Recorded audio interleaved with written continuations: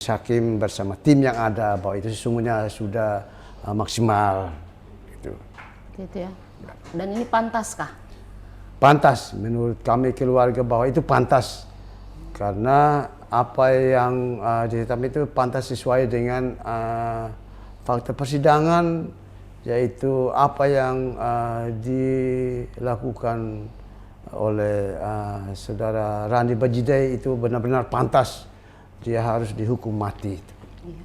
Baik, Kak Adit sebagai pengacara keluarga nih Kak Adit, ini tepat loh bertepatan dengan 3 hari lagi kan 27 Agustus ya. Yeah. Itu sesuai dengan berita acara bahwa disitulah terakhir kalinya juga Astrid dan Lael dijemput kemudian menghilang selama setahun mendampingi keluarga Astrid dan Manafe, dan sekarang kemudian melihat vonis ini, bagaimana Kak Adit? Ya, saya melihatnya seperti kita sudah lama berjalan, Kak. Mungkin Kakak pertama undang saya di sini itu masih pasal tunggal kalau tidak salah.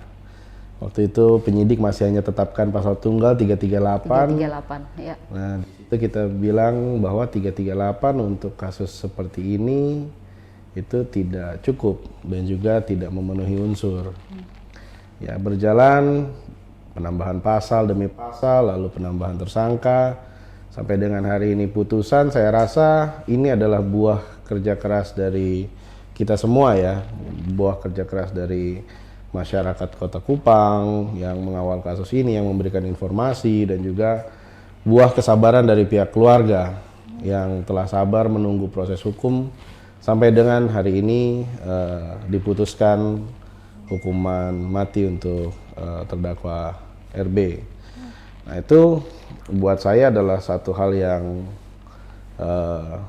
saya rasa kami puaslah dengan apa yang sudah diputuskan oleh majelis hakim. Dengan seluruh pertimbangannya, saya rasa mewakili seperti yang tadi Kak Novel bilang, ada keadilan bagi masyarakat gitu. Melihat keadilan itu tidak serta-merta dari perspektif hukum saja, tapi keadilan bagi masyarakat juga harus ditegakkan. Nah, ini putusan hari ini sudah cukup mewakili keadilan masyarakat dan juga keluarga. Gitu. Ya, sudah cukup mewakili keadilan untuk masyarakat dan yang lainnya. Tetapi kan masih ada nih upaya yang kemungkinan akan dilakukan oleh terdakwa atau terpidana Randy nih, dengan penasihat hukumnya, ada banding dan sebagainya. Bagaimana tadi? Ya, buat kami pasti yang namanya banding itu kan berdasarkan dari pertimbangan majelis hakim tingkat pertama tentu. Kalau kita melihat apa yang dikatakan di pertimbangan-pertimbangan yang sudah diucapkan oleh Ibu Ketua Majelis tadi beserta seluruh hakim anggota, kami rasa itu adalah pertimbangan yang didasari dari fakta dan analisis yuridis yang tepat. Kita melihat bahwa analisis yuridis terkait dengan dugaan pembunuhan Lael dilakukan oleh AT itu terbantahkan oleh motif, dan itu jelas tidak ada satupun motif dari AT untuk menghabisi Lael, itu tidak ada. Dan justru kita melihat pertimbangan majelis hakim di situ membalikkan bahwa ada motif kuat dari saudara RB yang memang sudah diucap berulang-ulang berdasarkan keterangan saksi yang mengatakan bahwa mereka akan dihilangkan baru beta tenang. Seperti itu kurang lebih. Jadi di sini kita lihat pertimbangan ini di mana mens reanya tidak melekat pada AT dan itu terbantahkan. Jadi saya rasa apapun upaya hukumnya, kalau melihat dari fakta persidangan, tidak akan menggugurkan pasal 340 buat saya. Tapi kita tidak bisa terus terlalu seperti melihat bahwa hukuman mati ini adalah saklek. Kita kan tidak bisa melihat bagaimana pandangan hakim di tingkat nanti banding. Ya kan, bagaimana nanti pandangan di tingkat kasasi dan seterusnya. Tapi kita berharap dengan pertimbangan yang ada, majelis hakim baik tingkat pertama, tingkat kedua, lalu tingkat kasasi maupun nanti peninjauan kembali, tetap ada putusan pengadilan negeri yang mana putusan ini berdasarkan dari fakta persidangan dan analisis yuridis yang sudah tepat sebagaimana fakta yang sebenarnya ada. Baik.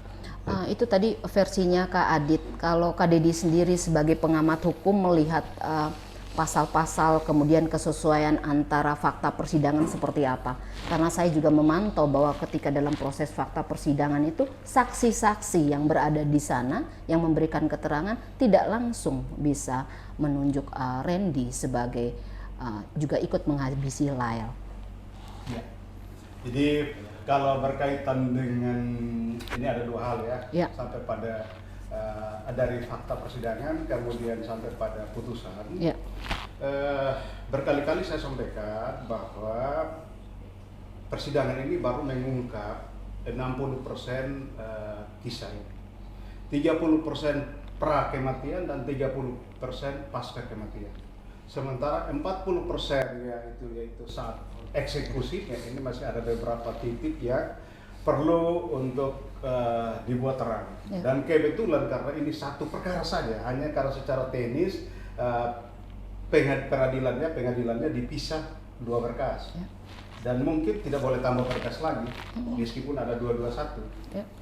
Jadi mungkin tidak akan dipisah lagi kalau ada tersangka baru lagi yang masih disembunyikan oleh tersangka IU versi pasal 221. Masih disembunyikan ya, sebentar nanti kita tanya. Pasal 221 eksplisit menunjuk bahwa IU menyembunyikan tersangka lain.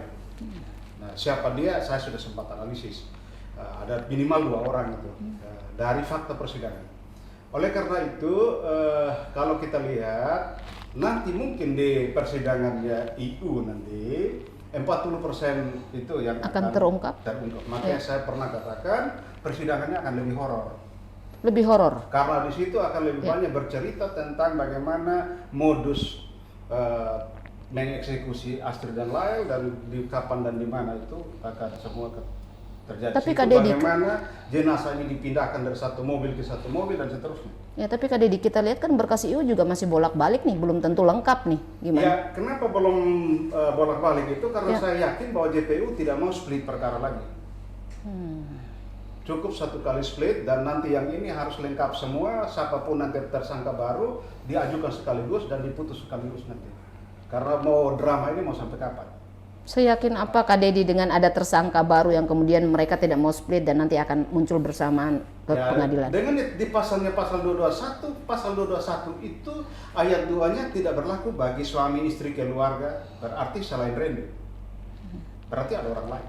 Nah, orang lain siapa lagi? Dari 29 saksi yang ada, kalau kita bagi klasternya, maka saya tidak mau mendahului. Kalau saya jadi saksi ahlinya penyidik, ceritanya lain. Dan begitu kita akan berhadapan ya. Tapi itu ceritanya lain. Nah, oleh karena itu, jelas bahwa nanti kasus EU akan lengkap. Karena memang jelas ini satu perkara yang di-split. Berarti ada penggalan episode yang ada perannya Randy, tapi ada penggalan episode yang menjadi peran daripada IU yang sudah jadi tersangka dan nanti calon tersangka lain. Kalau tidak ada calon tersangka lain, jangan pasang pasal 221. Itu soal. Iya. Kak Adit mungkin bisa tanggapin? Sebentar. Sebentar ya. 221 nih, 221 nih. Iya. Sampai pada adil dan tidak adil, pertanyaan itu tuntas. Ada dua hal ya yang perlu saya sampaikan bahwa hakim ini kita nilai hakimnya tadi membuat pertimbangan dan putusannya. Hakim ketika mengoperasikan pengadilan ini itu bingkainya rule of the game-nya ada pada KUHP, tapi jiwanya ada pada undang-undang kekuasaan kehakiman. Artinya Kak Dedi, kekuasaan kehakiman. Oleh karena itu kita lihat secara sederhana, kalau di KUHP di situ dikatakan bahwa hakim dalam memutus itu sekurang-kurangnya dengan 2 alat bukti yang sah, yang membuktikan bahwa tindak pidana itu benar-benar terjadi dan pelaku itulah, tersangka itulah pelakunya, terdakwa itulah pelakunya. Nah, artinya apa?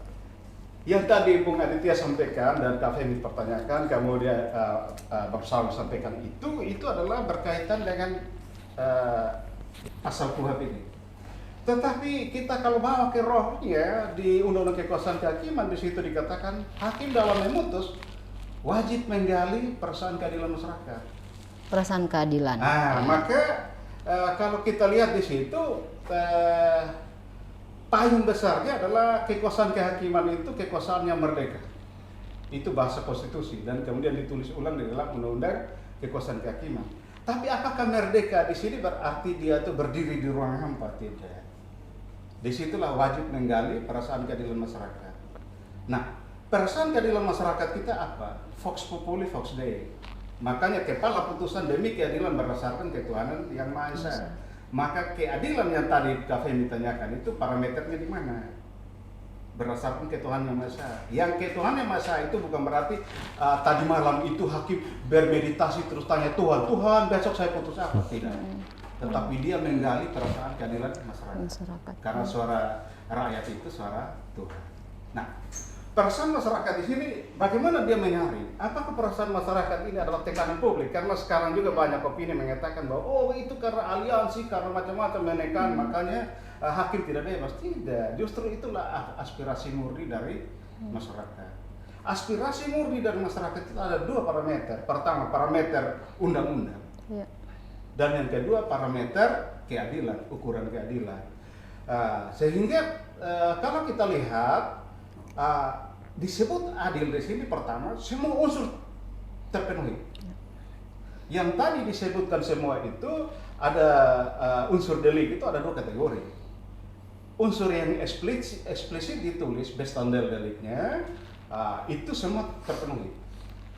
Unsur merencanakan, unsur dengan sengaja, unsur menghilangkan nyawa, unsur kekerasan, kemudian unsur berakibat matinya anak, semua terpenuhi. Kemudian elemen deliknya yang tidak tertulis, itu yang tadi Bung Aditya sampaikan, Kak Femi sampaikan juga, yaitu mulai dari motif, kemudian menimbulkan niat, kemudian ada modus, kemudian ada locus dan tempus delicti. Semua itu terpenuhi.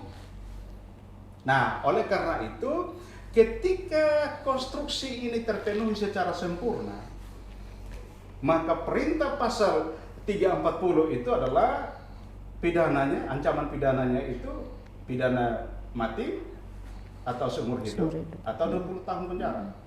Nah, kenapa dibilang atau di situ? Karena nanti pertimbangan hakimlah yang akan menentukan bahwa apakah dia bisa mati, seumur hidup atau 20 tahun penjara. Pertimbangan selain yang tadi unsur bestandel delik itu terpenuhi sehingga pasal 340 itu diterapkan dan pasal 80 ayat 3 itu diterapkan, tetapi yang elemen delik inilah yang menjadi timbangan untuk menentukan apakah dia ada di hukuman mati atau di seumur hidup atau ada di 20 tahun penjara. Nah, misalnya motif. Nah, ini yang repot besar itu. Jadi dari situ ketika tadi sudah dijelaskan itu menunjukkan dan itu sejalan dengan apa yang disampaikan oleh tuntutan jaksa. Ketika motif itu menimbulkan niat dan niat itu kemudian diwujudkan dalam modus dan modus itu ternyata sangat tidak berperi kemanusiaan bahkan sadis. Nah, dari situlah melahirkan pertimbangan bahwa yang model begini layak untuk pidana mati itu ya. Mati. Jadi sesungguhnya unsur tertulis itu untuk supaya pasal itu dikenakan, sedangkan unsur tidak tertulis itulah yang membentuk keyakinan hakim untuk range tertinggi atau terendah dari ancaman yang keadilan pidana masyarakat itu ya. Nah, disitulah ya. maka menunjukkan bahwa ketika masyarakat menyerahkan aspirasinya dari segi parameter undang-undang terpenuhi, dari segi parameter keadilan pun terpenuhi. Kan masyarakat tidak pernah melakukan anarki dan segala macam, tidak membuat ancaman, tidak membuli dan sebagainya, tidak juga. Semua tetap menyampaikan bahwa mohon taat kepada prosedur hukum yang berlaku. Kita menuntut, masyarakat menuntut untuk dibuka terang benderang.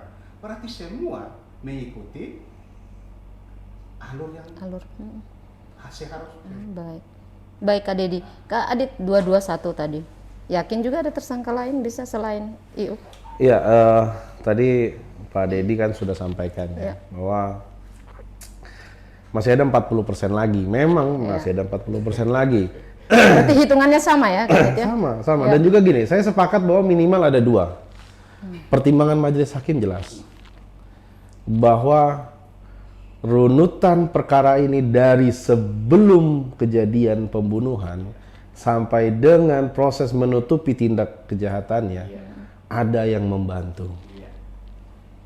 Itu jelas. Makanya saya sepakat dengan Pak Didi bahwa minimal ada 2 yang harus naik sebagai tersangka. Ini kan kalau kita bilang peran mereka ini vital. Kenapa saya bilang vital? Tanpa ada yang pra eksekusi, maka tidak akan terjadi eksekusi. Ya. Tidak ada orang yang pasca eksekusi, maka kejahatannya tidak akan terbongkar sampai selama ini. Tak akan bisa ditutup-tutupi. Itu kan jelas. Peran mereka ini jelas. Kenapa sampai hari ini masih ditutup-tutupi? Ya kan? Tapi namanya juga sudah Kak Adit kantongi nggak? Sudah Ada lah. indikasinya? Sudah, orang sudah disebut. Dalam putusan juga sudah disebut kok. Kan kita tinggal melihat bahwa peran mereka ini ada. Dan itu jelas di pertimbangan hakim. Kenapa tidak dimajukan sebagai satu temuan? Ini berdasarkan putusan hakim. Wajar. Manakala penyidik menetapkan tersangka baru berdasarkan dari putusan pengadilan. Ya. Ini jelas. Ini yang berkata Apakah itu juga berarti hukumnya wajib penyidik harus? Oh jelas dong. Jelas dong. Kenapa ini kita setelah putusan ini ingkrah ataupun setelah putusan ini sekiranya 1 minggu dari sekarang kita akan bersurat. Ini jelas. Ada orang yang turut terlibat sebelum adanya tindak pidana, itu jelas. Ada orang yang terlibat menutupi tindak pidana, itu jelas. Kenapa 221 ada? Penyidik tidak bodoh. Jaksa pun tidak akan bodoh. Mereka juga tahu bahwa ini ada orang lain yang terlibat. Tapi Kak Adit, apakah terkesan bahwa penyidik malu-malu untuk menetapkan sehingga menunggu dulu pengadilan ingkrah dulu, akhirnya hakim sampai menyebut dulu, baru kemudian seperti mereka gantung, gimana Kak Adit? Begini Kak Fem, kalau saya melihat manakala dijatuhkan atau ditetapkan penyidikan baru, maka sifatnya nanti akan prematur sebelum ada putusan pengadilan. Itu yang mungkin menjadi kekhawatiran dari teman-teman penyidik, ya kan? Manakala sudah sampai saat ini kita lihat sudah ada putusan, itu artinya sudah ada kekuatan buat mereka. Saya rasa harusnya mereka confident sekarang. Dengan ini sudah terbongkar, di putusan jelas pertimbangannya menyatakan A, B, C, dan D, ya kan? Lalu putusannya juga sudah dibacakan, saya rasa sudah tidak ada alasan lagi untuk tidak menaikkan status mereka yang di dalam pasal 221 ini, yang keterlibatan ini. Tinggal nanti bagaimana kita melihat kejujuran mereka. Selama ini kan perkara ini semuanya ditutupi kebohongan. Dari awal susah sekali. Kalau untuk kita sudah berapa kali bincang, ini mungkin kali ke-6 saya datang ke Pos Kupang. Kita sudah sampai Bareskrim, Kak. Kita sudah paparan depan penyidik Bareskrim semua. Kita sudah datang tim forensik dari Mabes Polri ke sini. Ini kan kenapa sih? Apa susahnya sih di sini? Semua terang benderang, ya kan? Dari awal perkara ini pun sebenarnya kalau saya nih berpendapat dari awal ini semua sudah bisa sapu bersih. Tidak harus tunggu-tunggu. Kalau saya berpendapat, pendapat pribadi, boleh dong, saya kan praktisi hukum. Ya nggak Pak Deddy, boleh dong. Pendapat saya dari awal harusnya udah bisa sapu bersih. Tapi kalau kenyataannya sekarang seperti ini, berarti ada indikasi apa? Iya nggak, ya buat saya bukan masalah indikasi apa, tapi mungkin aspek kehati-hatian Polda NTT atau penyidik Polda terlalu tinggi. Aspek kehati-hatian terlalu tinggi. Kan harus diperhatikan juga itu. Tapi bahasanya halus ya, Kak Adit ya? Iya, Kakak. Tapi dengan adanya seperti ini, saya rasa sudah tidak boleh lagi ada keraguan. Gaspol ya. Iya. Kita ke Opa dulu ya. Opa, kan kita lihat bahwa makam dari Astrid dan Lyle di nisannya belum ada tanggal itu kematiannya ya, Opa ya. Nah, ini bagaimana Opa? Apakah dengan ini berarti sudah ada putusan? Artinya juga sudah ada tanggal yang diduga kematian Astrid. Kemudian bagaimana nih Opa terhadap nanti nisan dari Astrid dan Lael? Baik, jadi menyangkut dengan kematian Astrid dan Lael ini, sampai dengan hari ini kami keluarga belum bisa tahu kapan waktunya mereka dieksekusi. Sampai hari ini juga kita pikir-pikir bagaimana sampai terjadi seperti ini. Tidak bisa terungkap tanggal kematian dari korban dua ini. Nah, kita keluar mengharapkan kalau bisa bagaimana cara harus kita mengetahui. Kita harus mengetahui tanggal kematian mereka. Karena sampai hari ini kami keluarga ingin juga memasang batu nisan bagi kedua korban.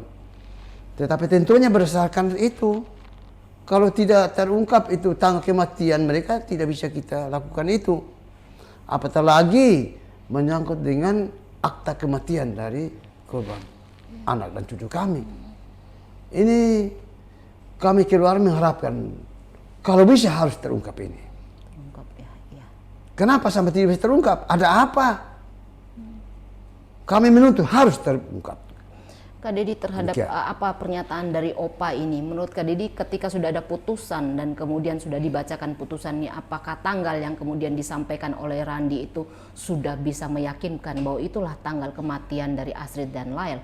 Ataukah bisa berubah ketika terdakwa atau kemudian tersangka IU akan disidangkan dan mungkin tanggalnya bisa berubah? Gimana Kak Dedi? Jadi kalau kita melihat ini konstruksi hukumnya, baik dari dakwaan, tuntutan sampai putusan, itu selalu menyebut tempusnya itu secara relatif. Jadi menyebut misalnya tanggal jam 9, tanggal 28 dan lokusnya di Hollywood atau waktu lain dalam tahun 2021. Artinya range-nya antara saat terakhir Astrid dan Lael meninggalkan Roma dari tanggal 27 jam 8 malam itu, 7-8 malam itu, sampai pada jenazah ditemukan. Nah, itulah range yang dibuka oleh undang-undang. Nah, tentunya apa yang disampaikan oleh keluarga itu ya masuk akal, karena bagaimanapun juga ada banyak konsekuensi hukum ikutan. Pentingnya kepastian daripada waktu kematian. Itu penting karena ada konsekuensi hukum banyak, termasuk akta kematian dan macam-macam itu, sehingga penting untuk itu. Maka kita berharap nanti di perkaranya IU dan entah nanti kawan-kawannya siapa lagi, di situ akan terbuka semua. Bahwa orang bertanya, oh kalau misalnya waktu dan tempatnya belum pasti, berarti ada ruang untuk upaya hukum. Tidak, memang tadi seperti saya katakan, bahkan lokusnya pun misalnya dibilang di Hollywood atau setidak-tidaknya di wilayah lain dalam wilayah hukum Pengadilan Negeri Kupang. Jadi bisa saja di Patung Garuda, bisa saja di mana lah, di seputar-seputar rute yang dilewati itu. Jadi sepanjang masih ada dalam wilayah hukum Pengadilan Negeri Kupang, dan itulah konstruksi hukum. Nah, kita kembali ke tadi yang disampaikan Bung Arti itu, kita berharap dan Kak Feby tanyakan proses ini kenapa seperti ini. Saya melihat dari sisi lain, kan saya pengamat akademisi saja. Saya justru berharap bahwa Polda NTT, penyidik Polda NTT dalam kasus ini pertama kali mulai belajar menerapkan standar KUHP. Kalau dulu-dulu kan pukul habok orang, injak orang untuk suruh mengaku, dan itu kata pers ya. Kafe pun kawan-kawan, jadi kalau saya salah ngomong, tanyalah, karena ada banyak tersangka yang wajahnya bonyok-bonyok di foto-foto. Jadi itu berarti pers yang salah muat. Jadi saya hanya pengamat, itu bahkan ada tersangka tahanan yang mati di dalam sel, itu berarti pers yang salah muat di berita. Jadi saya tidak tahu pengamat. Jadi dari situ justru dalam kasus ini saya kira Bung Aditya dan kawan-kawan pasti melihat bahwa terpidana Randy itu mulus-mulus sampai sekarang sehat walafiat. Ya, tersangka IU juga sepertinya tidak ada perbedaan antara sebelum jadi tahanan dan setelah jadi tahanan. Itu menunjukkan bahwa Polda NTT sekarang sedang belajar menerapkan standar KUHP. Tapi semoga tersangka lain juga diperlakukan Nah, ini seperti yang itu saya ya. Ya. Supaya standar ini berlangsung terus. Tetapi bukan berarti karena alasan belajar standar KUHP kemudian membuat pelambatan dalam Proses. Karena ingat bahwa KUHP itu menganut asas peradilan yang sederhana, cepat, dan biaya murah. Ya. Nah, jadi yang barang yang sederhana jangan dibuat rumit-rumit lah. Betul. Karena itu asasnya seperti itu. Barang yang bisa harus cepat jangan dibuat lambat-lambat. Barang yang tidak ada biayanya jangan dipasang biaya lah. Makanya beberapa kali saya bilang, apa gunanya lie detector? Ternyata belum jadi alat bukti sampai sekarang ya. Belum. Ya, itu berarti secara akademis kita katakan bahwa ada minimal 5 orang itu jadi kelinci percobaan dan itu pelanggaran HAM. Ya, mudah-mudahan yang selain terdakwa ini kalau ada yang lain yang saksi-saksi, kalau minta Bung Aditya dan kawan-kawan jadi kuasa hukum ya laporkan aja bahwa mereka melakukan kelinci percobaan terhadap saksi dan itu larangan itu. Ya pasalnya berapa nanti kita bicara di luar. Baik. Nah, Kak Adi. itu. Baik. Kak Adi. Itu Iya, benar. Ya. Saksi itu dijadikan kelinci percobaan. Kelinci percobaan. Berani memutus orang itu dipakai lie detector, maka harus Ada hasilnya keyakinan. harus dibawa Ya. ke pengadilan. Karena yang menilai bahwa hasil daripada lie detector itu sah dan Sah, tidak betul. adalah hakim, Ya, benar. bukan mereka. Ya. Karena sekalinya lu pakai berarti harus bertanggung jawab. Tanggung jawab. Tidak boleh pakai dan suka dan tidak suka. Tidak bisa. Baik. Kalau begitu besok boleh coba-coba pakai dukun, pakai apa lagi ya.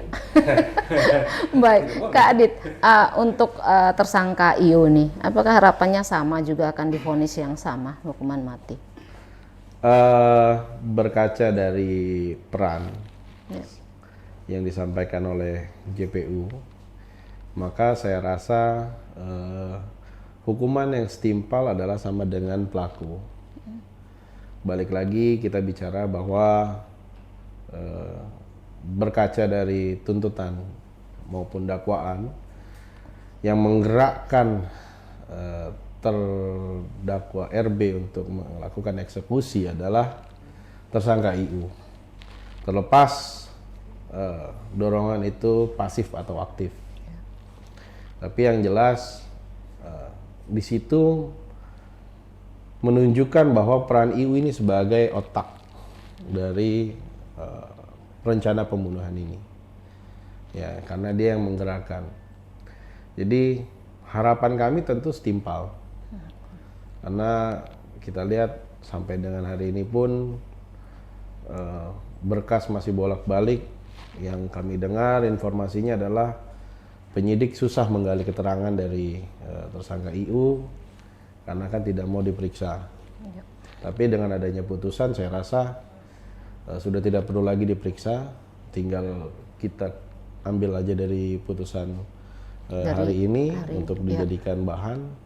Saya rasa itu kan hak dari tersangka nanti kan pada saat pembelaan di persidangan. Ya memang tersangka berhak untuk menolak diperiksa dan juga di persidangan pun keterangannya adalah keterangan paling akhir yang boleh didengar atau tidak oleh majelis hakim. Tapi kemungkinan mungkin ada saksi yang lain ya, karena kalau kita pakai saksi yang sama 29 tentu mereka akan memberikan keterangan yang sama seperti yang mereka berikan di terdakwa Randy ya. Kemungkinan besar saksi mungkin 80% atau 90% masih sama. Tetapi kan melihat dari apa yang sudah diputuskan hari ini, ya kami berharap saksi bisa lebih jujur lagi di persidangan. Kami harap saksi bisa lebih jujur lagi pada saat pemeriksaan di Polda. Karena ini kan menentukan apakah para saksi ini memiliki keeratan yang atau hubungan dalam kasus ini atau tidak. Jangan sampai nanti saksi-saksi yang sudah diperiksa ini kan semuanya memiliki potensi Ya. untuk menjadi tersangka. Karena apa? Karena ada pasal 221 di situ. Itu yang harus diwaspadai Ya. oleh para saksi. Para saksi, ya. Ini semacam apa namanya, peringatan ya, atau kita bisa kasih ini himbauan untuk mereka jujur. Karena manakala mereka jujur, ya bahan pertimbangan tentu bagi penyidik maupun nanti majelis hakim. Karena kalau melihat saat ini persidangan yang sudah selesai, saya lihat ini majelis hakim lelah, jaksa pun lelah, karena banyak keterangan yang, aduh, sebenarnya kalau kita lihat ini anak tidak sekolah aja bisa jawab kok kalau misalnya kejadian-kejadian yang ditanyakan sehari-hari ataupun kejadian yang sudah lampau dalam waktu tertentu, yang kita lihat bahwa kejadian ini bukan kejadian yang bisa dilupakan. Ini tiba-tiba ditanya hakim, saya lupa, Ya. ya kan? Ini kenapa begitu? Atau berubah dari siang ke malam, malam ke siang, tempatnya berubah. Ini kan inkonsistensi dari keterangan saksi ini kan berpengaruh juga terhadap putusan. Ya. Tapi semoga ketika sidangnya IO mereka kemudian kembali ingat ya. Yang lupa-lupa itu mereka akan ingat. Kita harap mereka tiba-tiba ya fresh lagi, ingatannya clear lagi, bisa berkata jujur. Karena balik lagi, kita butuh pra eksekusi, eksekusi dan pasca eksekusi. Balik lagi, ini rasa kemanusiaan loh. Sampai hari ini kita belum tahu meninggalnya kapan. Ya. Kalau dari saya pribadi, saya tanggal 28 saya nggak yakin. Saya pribadi ya. Ya. Kita melihat dari runutan ini, saya tanggal 28 saya nggak yakin. Karena menurut saya ada spare waktu yang terlalu lama dari tanggal 27 dijemput sampai dengan mobil rental ini dikembalikan. Terlalu lama ini untuk melakukan eksekusi. Dan juga apa? Pertimbangan saya adalah dari bau yang dikatakan ada di mobil yang pada saat dikembalikan 4 hari, bau sudah menyekat. Bisa jadi itu menunjukkan bahwa bisa jadi ini terjadi di tanggal 27. Kalau kita hitung mobil itu 4 hari disewa misalnya, maka dikembalikan di hari pastikan tanggal 28 masih digunakan untuk eksekusi. Ya. Kita bicara eksekusi nih. Tanggal 29 misalnya baru digali, dikubur. Ya. Kurang lebih darah masih segar-segar dong. Tidak sampai Belum ada bau busuk. menyengat. Ya. Ini analogi saya yang non pakar forensik lah. Ya. Kita bicara bahwa ini kan ada 1-2 hari, kan pembusukan itu atau bau menyengat itu kan hasil dari pembusukan darah misalnya, atau cairan perut yang keluar, cairan tubuh yang keluar. Ini kan butuh waktu. Kalau 1-2 hari ya kita taruh ayam 1-2 hari mungkin belum terlalu bau. Hari ketiga baru bau misalnya. Ya kan? Makanya saya tidak yakin ini kejadian di tanggal 28 atau 29. Tapi Kak Denny melihat cara proses penggalian pertanyaan dari hakim untuk bisa memutuskan tanggal itu bagaimana Kak Denny? Oke, jadi kalau saya melihat bahwa kemarin itu memang dalam sidang maraton fokusnya adalah bagaimana unsur delik tertulisnya bisa terpenuhi.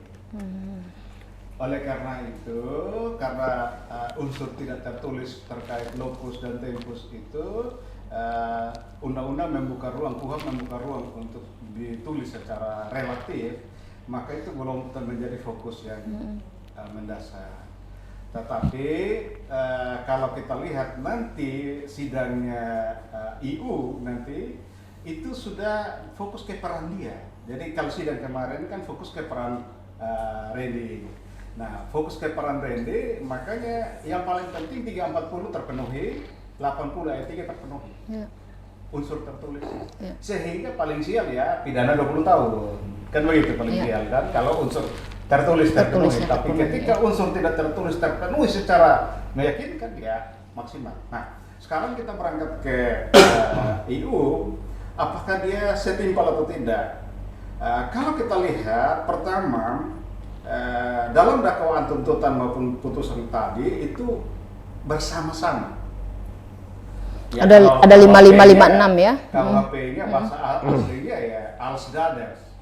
Jadi dihukum sebagai pelaku-pelaku yang menyuruh melakukan, yang menyuruh melakukan, yang turut serta melakukan, yang menghasut untuk melakukan. Kemudian 56-nya yang membantu melakukan, yang tadi Bung Aditya sampaikan. Nah, mudah-mudahan nanti di UU pun akan muncul pasal 56 sehingga memperkuat yang tadi Membantu. Iya, peran peran, yang pas. iya. Nah, itu yang kita berharap. Iya. Tanpa pasal 56 nanti lemah lagi. Lemah lagi, iya. Nah, itu saya kira penyidik yang ada di sana sudah sangat profesional. Mereka paham betul konstruksi itu. Baik. Kalau berani pasang itu berarti duetnya harus 56, tidak bisa 55. Iya. Betul. Ya, 56. jadi itu jelas. Baik. Nah, oleh karena itu, apakah nanti IU setimpal dengan Randy? Kalau dari segi gradasinya malah dia lebih berat. Lebih Tetapi berat. tidak ada lagi ancaman di atas Di atas mati. pidana mati ya. Tetapi pertimbangan hakim levelnya lebih tinggi daripada pertimbangan untuk Randy Kak Dedi, sehingga jatuh. Kak Dedi, tapi hanya dengan modal WA itu bahwa saya tidak akan hidup tenang kalau masih ada asid dan apakah hanya dengan modal itu kemudian bisa disamakan dengan Betul. Persoalannya adalah kembali tadi yang saya katakan bahwa sidang ini fokus untuk Randy. Andai kata perkaranya tidak di-split, maka semua pasti tergelar habis. Pasti tergelar habis. Tetapi karena ini fokusnya ke Randy, kalau ngapain energinya habis untuk IU yang nanti sidangnya akan menyusul, bikin habis waktu sidang. Sementara persidangan-persidangan lain di cancel hanya demi perkara ini. Terus kalau kita fokus ke sana, terus unsur delik daripada pasal untuk Randy lepas bagaimana? Nah, maka sidang ini memang kesannya, makanya banyak orang bilang, kesannya seperti main-main. Oh tidak, kalau saya melihat, makanya dalam podcast satu saya bilang ini ada istilah Inggrisnya, tapi saya bilang ini melempar dadu aja ini. Jadi hambur aja dari surat, tetapi saya kira jaksa dan majelis hakim itu sudah punya list. Oh saksi ini kena di unsur delik ini, saksi ini ada kena unsur delik ini, makanya cepat sekali putusan. Iya, cepat sekali. Nah, seperti tadi Bung Aditya sampaikan bahwa ada sejumlah kesaksian dalam tanda petik itu cocoknya masuk tong sampah. Karena nggak ada kaitan sama sekali dengan proses ini. Bahkan hampir-hampir tidak ada gunanya, tidak bernilai. Tapi mungkin itu bagian dari strategi hakim ya? Artinya begini, silakan karena itu dia bebas menyampaikan pendapatnya dia, kesaksiannya dia. Karena hakim tidak boleh menjerat, tidak boleh menekan dan seterusnya. Ada etika profesi dan aturan yang membatasi hakim untuk itu. Sehingga silakan dia menyampaikan. Tetapi bagian-bagian keterangan yang betul-betul bersesuaian dengan unsur delik itu yang digunakan dan itu terumuskan dengan baik dalam pertimbangan tadi. Iya. Nah, nanti mereka tadi seperti Bung Aditya bilang 80-90% akan dipakai di situ, tetapi saya punya keyakinan bahwa nanti gaya bertanya dari JPO maupun dan majelis hakim akan berbeda dengan ini, tidak akan mengajukan pertanyaan yang sama lagi. Karena apa? Yang difokuskan adalah keperanannya IU. Karena gini, Randy adalah melakukan dalam pasal 55 itu dia adalah yang melakukan. Berarti pertanyaan untuk membuktikan orang yang melakukan itu berbeda. Sedangkan kalau kepada IU nanti kita lihat apakah dia yang menyuruh melakukan, maka pertanyaan untuk membuktikan bahwa dia yang menyuruh itu jelas berbeda dengan yang melakukan. Atau dia yang menghasut Randy untuk melakukan, maka itu berbeda rumusan pertanyaan. Iya. Baik Kak Dedi, kita kembali ke Randi nih. Terpidana yang sudah dijatuhi hukuman vonis mati kan kita lihat bahwa bukan wacana lagi, sudah ada nih KUHP yang bisa saja akhirnya kemudian Randy bebas pada saat KUHP itu berlaku. Kak Aditya gimana nih? Saya sih melihatnya RUU KUHP ini kan masih berupa rancangan. Ya. Kalau kami ini praktisi tunduk pada undang-undang yang berlaku. Ya. Apapun nanti yang diputuskan oleh para anggota DPR selaku perwakilan dari rakyat, yang jelas kami selaku orang yang merasakan mewakili pihak keluarga, kita merasakan bagaimana satu kekejaman terhadap kemanusiaan ini menjadi bahan pertimbangan. Jangan sampai nanti RUU KUHP ini seolah-olah justru menjadi satu alat bagi golongan tertentu untuk memanfaatkan agar terlepas dari hukuman mati. Karena kita tahu seharusnya undang-undang itu tidak berlaku surut. Dan kami harap pun begitu. Toh kalaupun RUU KUHP nanti disahkan, maka harapan kami adalah berlaku sejak disahkannya. Disahkan dan tidak berlaku surut untuk yang Ya. sudah divonis. Ya. Kita berharap itu bisa berlaku setelah disahkan. Jangan berlaku setelah yang sudah-sudah. Kita tahu ini hukuman mati di Indonesia ini eksekusinya lamban. Lama, ya. Ya kan? Ada yang sudah bertahun-tahun mendekam di Nusa Kambangan, di rutan, di lapas-lapas lain. Itu sudah menunggu waktu. Kak Adit, dengan kondisi seperti ini apakah berarti ada mafia dalam proses penetapan RUU KUHP Kita nggak bisa bicara ada mafia atau tidak. Tapi gini, kadang ada asas-asas pertimbangan yang memang harus memanusiakan manusia. Dalam artian, apakah hukuman mati ini pantas atau tidak? Itu kan ada banyak asas pertimbangan. Dalam hal satu case kita lihat sama-sama pembunuhan, tapi satu orang tersangka mengakui bahwa ia melakukan pembunuhan, bahwa ia telah jujur, tidak mempersulit persidangan. Nah, lalu kita bandingkan, compare dengan satu tersangka atau terdakwa pembunuhan berencana juga yang tidak apa namanya, bisa dikatakan tidak ikut mempermudah jalannya perkara atau mempersulit perkara. Mana yang lebih pantas dijatuhi hukuman mati? Berarti harusnya ada pengecualian ya dalam KUHP itu. Jadi gini, RUU KUHP itu sebenarnya harus melihat bagaimana peran dari si tersangka atau si terdakwa, ya kan? Dan pertimbangannya harus jelas. Kalau belakangan ini kita melihat semuanya kembali lagi kepada kekuasaan kehakiman, kebebasan hakim dalam memutus. Hakim bisa memutuskan ini berdasarkan dari keyakinannya dia. Ya kan, dia yakin bahwa ini bersalah dan dia yakini bahwa hukuman mati setimpal, maka dia berdasarkan ketuhanan dia jatuhi hukuman mati. Baik. Dan saya rasa yang penting RUU KUHP ini pun di Jakarta masih jadi polemik. Baik kami para praktisi maupun para akademisi yang menggodok RUU KUHP ini. Tapi satu hal, kami selaku praktisi akan tetap menggunakan KUHP dalam nanti beracara dan bekerja. Tapi jangan sampai KUHP yang nantinya akan direvisi ini menghapus seluruh pasal yang ada di KUHP lama dan diberlakukan surut. Harapan kami sudah, kalau mau diberlakukan oke, kita mulai dari nol di tahun 2024 misalnya. Itu kita nggak masalah. Tapi kalau ini diberlakukan surut, maka hilanglah rasa keadilan. Mungkin ada gejolak ya saat itu ya?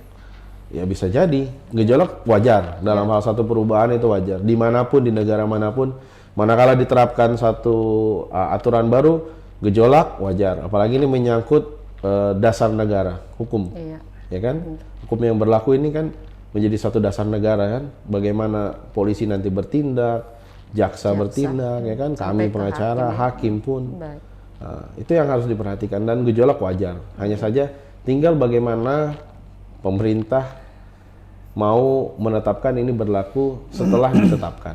Kita harapkan begitu. Iya. Kami selaku praktisi. Kak Dedi tahan tentang RUU KUHP. Kita baca dulu dari Tribuners ya, dari Letidora. Halo pengacara Aditya, kamu luar biasa. Bagaimana perasaanmu saat disambut keluarga dengan tarian dan dipakaikan tiilangga? Kami turut bahagia untuk keluarga Opa Saul. Kak Adit, tiilangga tuh yang topi tadi itu loh, yang dikasih gimana? Topi dijawab Tribuner. Ya kebanggaan sih buat kami, buat saya pribadi, buat rekan juga. Jadi satu bentuk penghormatan lah. Buat kami sudah diterima sebagai saudara di NTT sini. Ya. Bangga, yang jelas bangga, terharu, senang juga. Kita dikirim ke keluarga juga. Wes. sebenarnya jadi anak timur nih. Anak rote. Anak rote. Ya, baik. Opa, apa simbol dari topi Tiilangga dan kemudian tarian yang tadi spontan luar biasa dari keluarga untuk para pengacara dan mungkin untuk masyarakat juga yang mendukung proses hukum ini, Opa? Baik, jadi memang kami keluarga melakukan itu karena itu sudah dari sononya itu adalah adat rote yang kami berikan kepada Pak Aditya dan Pak JB. Itu merupakan satu kebanggaan kami kepada Pak Aditya dan Pak JB sebagai satu penghormatan. Kenapa kami melakukan itu? Karena jika kita melakukan itu sebagai satu penghormatan dengan memberikan sesuatu yang bernilai, tidak ada tandingnya dengan penghargaan kita melalui adat itu. Sangat berbahagia sekali. Kami keluarga Manafe tidak punya apa-apa. Itulah yang kami lakukan itu. Adat itu yang paling diakui, walaupun tidak tertulis, tetapi sudah diakui oleh pendahulu-pendahulu yang ada. Mungkin juga nanti akan diberikan nama ya, rote untuk Kakak Adit dan Kakak JB ya? Jadi menurut kami, memang dalam keluarga dari sejak tadi siang sampai dengan malam tadi, mereka bertanya. Sehingga kami menjawab bahwa di dalam kami melakukan itu ada dua topi rote, istilahnya Tiilangga. Kami menyampaikan bahwa itu melambangkan adalah ibarat raja. Pak Aditya sebagai raja. Nah, itulah kami dapat berpikir itu sebagai raja. Dan tentunya Pak JB juga kami membanggakan. Raja itu kan artinya adil, bijaksana. Ya, raja itu artinya ya. dia dapat berpikir segala sesuatu dan berhasil. Itu yang kami julukan sebagai yang kami tuangkan itulah raja. Baik, terima kasih Opa. Terima kasih. Ya. Kak Dedi, tentang RUKUHP ini, gimana kemudian kemungkinan bisa Randi akhirnya bisa bebas? Ya, jadi kalau kita baca konsep terakhir ya, itu terakhir saya bahas dengan teman-teman dari HMI, itu naskah yang disampaikan oleh Kementerian Hukum dan HAM ke DPR. Jadi itu naskah, tapi itu kan masih tentatif, yang masih harus digodok di sana dan melewati proses politik. Saya kira fenomena-fenomena terbaru sekarang termasuk kasusnya Verdi Sambo, kematiannya Brigadir Yosua itu akan menggugah Komisi 3 terutama untuk mempertimbangkan bahwa pidana mati memang itu bertentangan dengan prinsip HAM secara global. Tetapi bukan berarti Indonesia itu meng-copy paste prinsip-prinsip HAM global tanpa melihat konteks Indonesia. Deklarasi Universal HAM sendiri itu kalah umur dibandingkan dengan prinsip-prinsip HAM yang sudah ada dalam Undang-Undang Dasar 1945. Di dalam Undang-Undang Dasar 1945 itu isinya hak-hak rakyat itu adalah HAM semua. Sebelum ditambah bab HAM yang adopsi dari Deklarasi Universal HAM. Nah, artinya apa? Konsep HAM versi Indonesia itu lebih tua daripada HAM global. HAM global, ya. Indonesia punya ciri sendiri. Oleh karena itu saya berharap, ya saya 18 tahun di Pusham ya, bermitra banyak dengan teman-teman dari, pernah juga dengan Komnas HAM dan macam-macam dari DPR. Beberapa kali saya jadi pembahas lokal untuk NTT tentang pidana mati, dan itu kita sampaikan. Apapun keputusannya, tetapi itu harus sesuai dengan landasan filosofis Pancasila. Tidak boleh hanya karena Deklarasi Universal HAM. Dan fenomena kita terlihat sekarang bahwa di mana rujukannya? Pri kemanusiaan dan pri keadilan itu. Kemanusiaan yang adil dan beradab. Maknanya apa? ketika kita bicara tentang keadilan saja, tidak boleh lepas dari keadaban. Karena kita adalah manusia yang beradab. Apa itu beradab? Memperlakukan manusia itu sesuai dengan harkat dan martabatnya sebagai ciptaan Tuhan. Dalam artian bahwa kalau ada perilaku-perilaku yang bertentangan dengan keadaban, tidak hanya versi keadilan yang ada di Deklarasi Universal HAM, tetapi keadaban versi Pancasila Indonesia, maka jelas bahwa pidana mati itu masih dibutuhkan. Makanya RKUHP juga masih mempertahankan pidana mati, tapi secara terbatas. Nah, ruang lingkup terbatasnya ini yang sekarang lagi didiskusikan. Sekarang ruang lingkup terbatasnya itu dipasang pada pidana khusus. Sedangkan pidana pokok, kemudian pidana tambahan dan tindakan yang berlaku bagi tindak pidana umum, termasuk yang sekarang, itu tidak diberlakukan pidana mati. Tetapi itu hanya nampaknya hanya baru mempertimbangkan prinsip keadilan. Belum lebih dalam mengeksplor prinsip keadaban dari Pancasila. Bagaimana seseorang itu diperlakukan secara sangat tidak beradab, tapi hanya karena letak tindak pidananya ada pada pidana umum, lantas dia lolos dari pidana mati. Padahal nilai keadabannya jauh lebih tidak beradab dibandingkan dengan yang ada di pidana khusus yang diancam dengan pidana mati. Nah, ini saya kira teman-teman di wakil rakyat kita di Komisi 3, mereka sangat jago soal itu ya. Dari saya kira tadi saja Kapolri hanya tunduk-tunduk untuk ini dicecar habis oleh Komisi 3 soal kasus Ferdy Sambo, maka saya kira ini menjadi pembelajaran. Karena di situ juga apakah karena demi nilai keadilan saja tanpa memperhatikan keadaban, dan nanti kasus Ferdy Sambo itu masuk pada ruang pasca September dan nanti apakah harus tidak boleh diancam dengan hukuman mati? Itu menjadi tanda tanya besar. Nah, itu menjadi tanda tanya besar, sehingga saya kira akan menjadi ruang untuk didiskusikan lebih dalam. Sehingga lebih dalam lagi adalah pada asas indubio pro reo. Kalau KUHP kita yang sekarang indubio pro reo itu hanya berlaku bagi tersangka dan terdakwa, terpidana tidak masuk. Nah, tetapi ketika konsep dari RKUHP kita memperluas sampai kepada terpidana.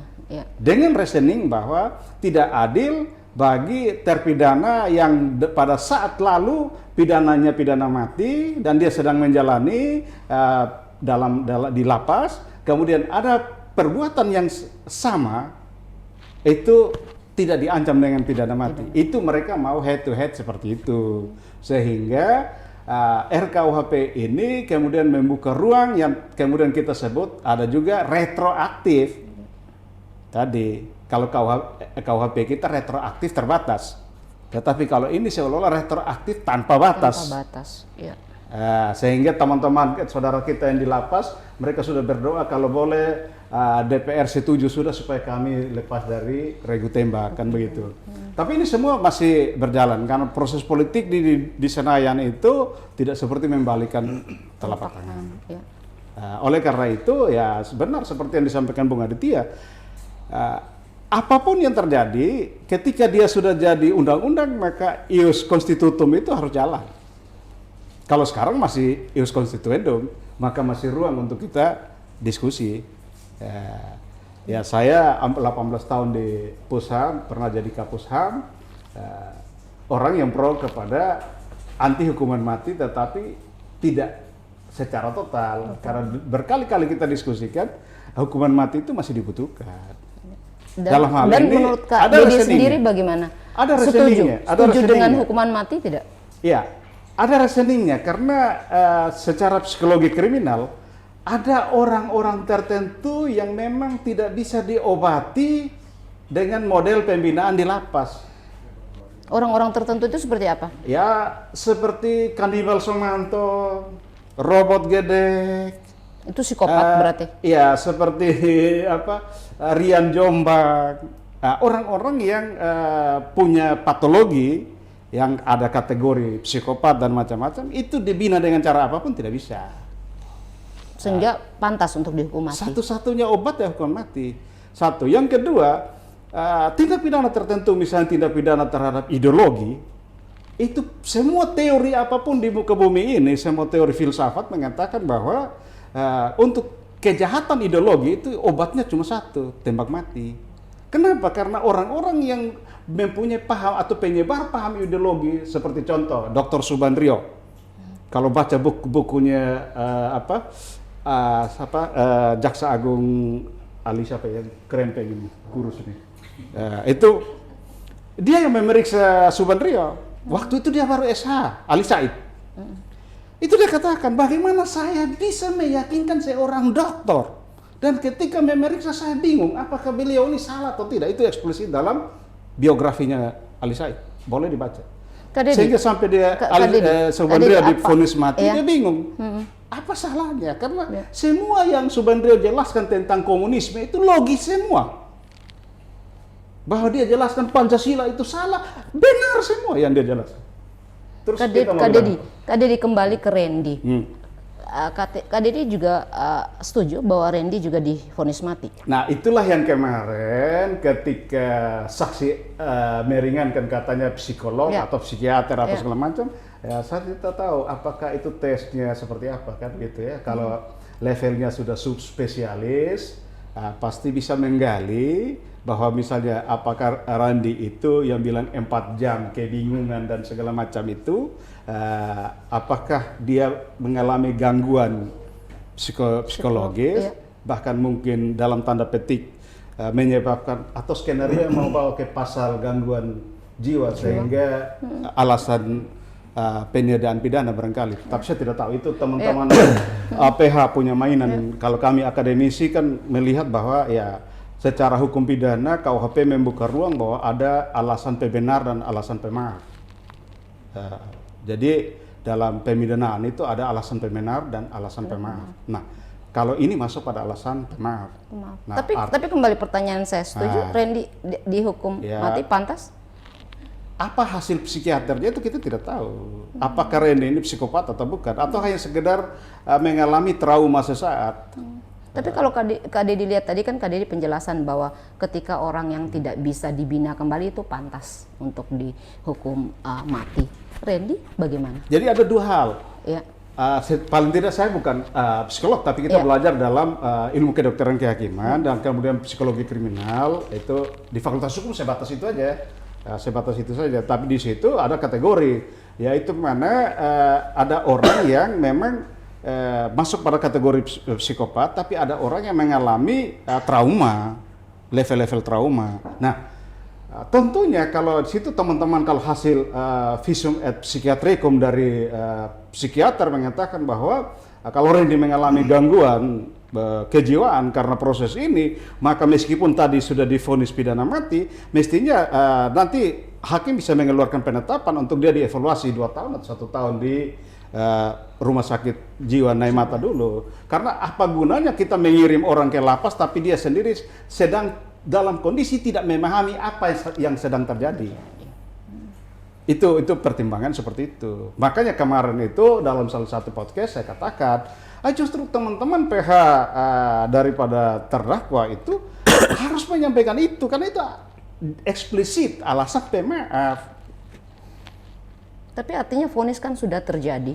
Ya, meskipun vonis sudah terjadi, tapi andai kata dievaluasi bahwa dia mengalami trauma yang begitu mendalam, maka KUHP masih membuka ruang itu, meskipun vonis sudah jatuh. Dan nanti di upaya hukum mereka ajukan supaya hakim pengadilan tinggi yang memerintahkan dalam putusan, atau diajukan ke hakim pengadilan negeri sekarang untuk melihat, untuk dievaluasi. Karena apa gunanya juga dipidana tetapi dia sendiri tidak paham apa proses yang terjadi. Meskipun ketika ditanya, saudara dalam keadaan sehat, tidak dalam keadaan sakit, tidak dalam keadaan tekanan, ya dia jawab. Padahal secara psikologi dia tidak paham apa proses yang sedang terjadi.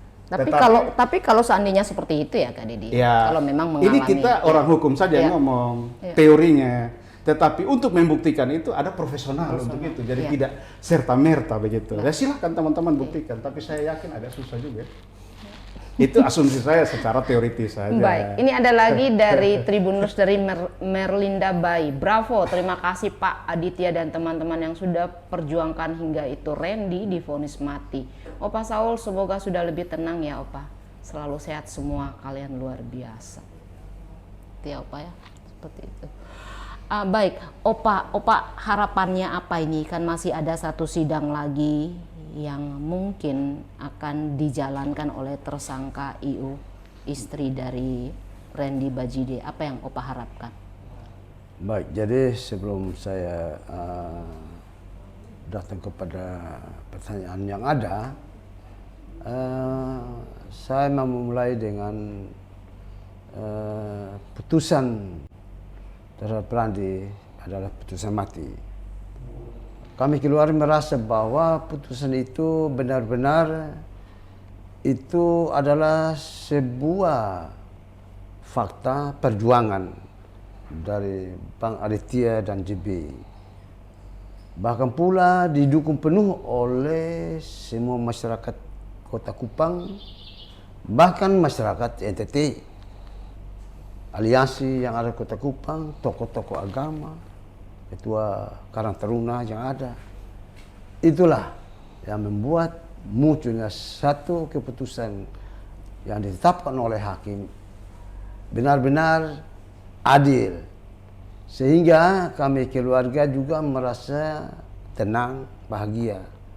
Tentunya bukan saja kami keluarga tetapi semua masyarakat merasa bahagia karena persoalan seperti ini menurut kami keluarga bahwa baru pernah terjadi di Kota Kupang.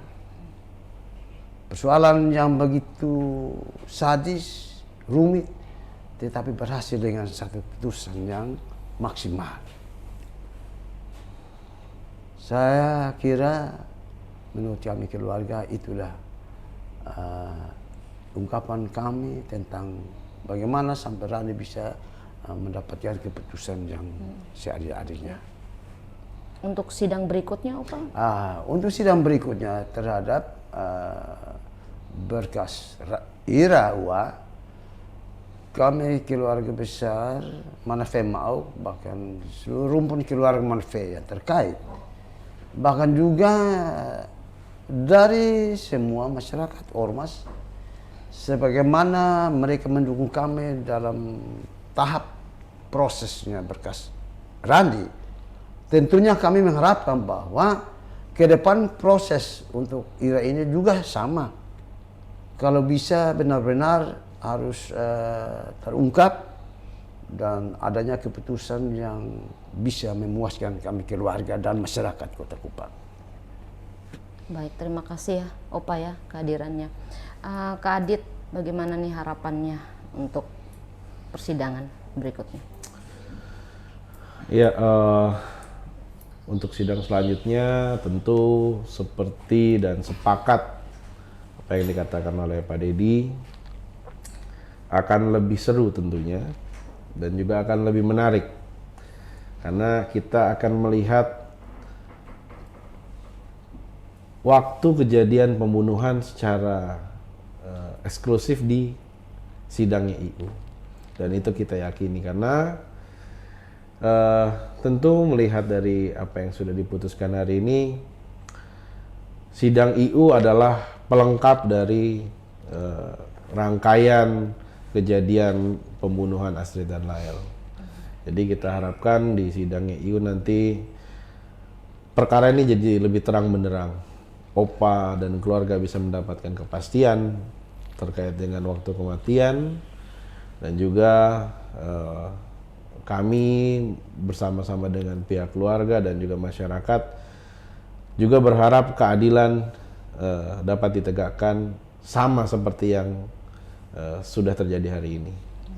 Hukuman yang diberikan setimpal, dan sebagaimana Pak Dedi sampaikan selaku akademisi bahwa seharusnya kalau ada hukuman yang lebih tinggi maka di 340 untuk yang menggerakkan ini lebih tinggi kastanya, tapi kita tunduk terhadap undang-undang. Maka dengan pasal yang ada kita harapkan hukuman maksimal juga bagi tersangka lainnya. Iya, baik. Saya kembali ke Opa dulu ya sebelum Kak Dedi. Opa, pesannya apa nih buat tersangka IU Ira Ua? Jadi kami sebagai keluarga korban, pesan kami yang tentunya pada proses berkas Ira Ua nanti ke depan, harapan kami adalah Ira Ua itu bisa didalami kembali secara serius, karena berdasarkan fakta persidangan yang ada bahwa Otto Avanza yang ada itu ada temuan berdasarkan saksi dari pihak BPK bahwa ada temuan bau amis, bahkan ada tanah putih banyak sekali di atas mobil Avanza. Juga ketika ditanyakan oleh majelis hakim bahwa selain tanah putih, bau amis, ada juga bekas injakan sepatu. Tetapi sampai hari ini belum juga jelas. Nah, sehingga harapan kami keluarga bisa didalami lebih lanjut oleh pihak penyidik. Karena ini sudah fakta. Bagaimana sampai tidak bisa terungkap? Sang fakta sudah menunjukkan ada tanah putih. Siapa yang mengemudikan mobil Avanza? Siapa yang membuat tanah putih ada di atas? Apa yang menyebabkan ada bau amis? Ini yang perlu didalami. Itu harapan kami keluarga. Untuk Ira Ua sendiri bagaimana? Opa ingin dia bagaimana? Ira? Untuk Ira Ua, Harapan keluarga apa? menurut kami, kalau bisa dia lebih terbuka menyampaikan, karena Otto Avanza itu dikemudikan oleh dia sendiri, sebagaimana penyampaian dalam persidangan itu oleh suaminya Randi, bahwa mobil Avanza itu dikemudikan oleh atau digunakan oleh si Ira Ua. Maka kami harapkan sehingga dia bisa menjawab apa yang terjadi di atas Otto Avanza itu. Jujur ya, secara Ira jujur, Ua bisa jujur secara ya. jujur, Ya. ya. Oke, baik, terima kasih. Kak Dedi, harapannya untuk RUKUHP. Iya, jadi RKHP tentunya kita berharap wakil rakyat kita termasuk Pak Beni Harman dan kawan-kawan sebagai wakil rakyat dari NTT yang konsen pada kasus ini juga, dan tentunya mereka konsen pada kasus Ferry Sambo dan lain-lain di Indonesia akan lebih mempertimbangkan selain aspek keadilan tapi aspek keadaban, itu satu.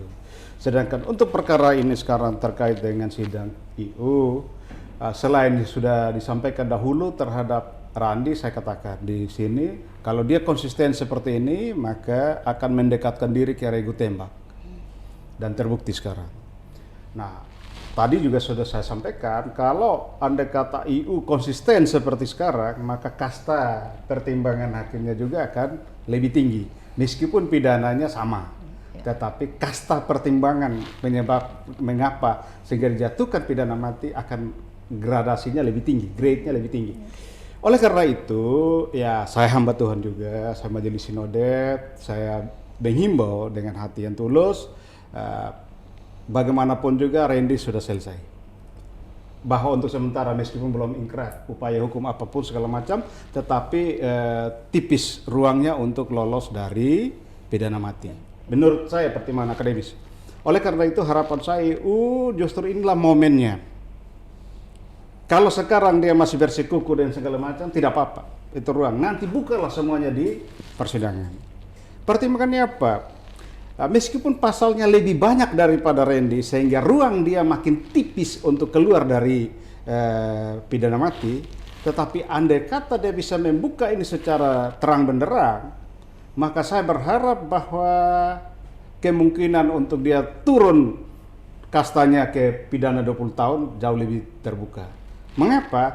Karena ada pertimbangan satu yang masih akan terlewatkan oleh putusan tadi, adalah pertimbangan bahwa Randy sudah selesai, sisa dia satu-satunya orang tua dan masih ada anak.